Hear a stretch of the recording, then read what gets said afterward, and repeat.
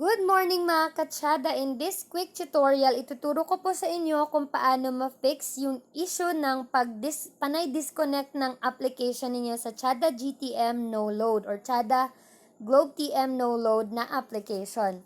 So, kapag na-install na ninyo yung application, turn on nyo lang yung mobile data ninyo and then, dito, pili lang kayo ng servers and then, pili lang kayo ng host or payload. And then, make sure na tama yung pag-type ninyo sa username and password. And then, just click connect. Okay? Tapos, yung complaint kasi ng iba, kapag kinlose na nila yung Tsada GTM no load na app, is nagdi-disconnect. Meaning, paano ba yun i-fix? So, gawin nyo lang, i-long press ninyo yung home screen ninyo para mag-appear yung lahat ng running apps sa phone ninyo and then i-long press ninyo yung application na gusto ninyong i-lock kasi hindi naka-lock to, so ilalock natin. Naka-lock pala, so ilalock natin. So, ayan.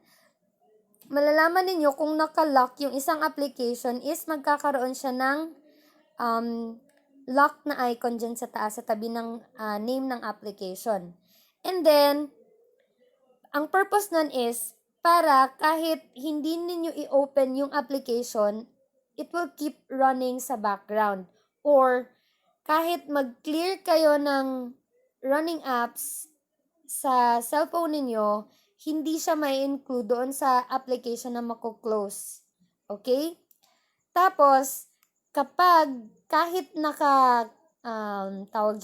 kahit naka-up-lock na or naka-lock na yung Tsada GTM no load na app, tapos nagdi-disconnect pa rin, ang gawin ninyo, i-disconnect nyo lang siya, and then mag-airplane mode kayo.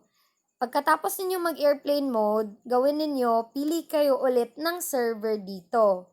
And then, pili kayo ng another payload or host. Tapos, click ninyo ang connect. And then, gawin ninyo, ulitin nyo lang yung pag-change ng server or payload or host. Tapos, antayin ninyo until mag-stable yung application and yung connection ninyo. So, wala namang problema doon. So, yan. Kahit saan dyan. So, yun lang po. Enjoy your unlimited internet sa Globe TM kahit wala kayong load. Using TsadaVPN, this is available for VIP and private lang po. Thank you and have a good day. Bye-bye!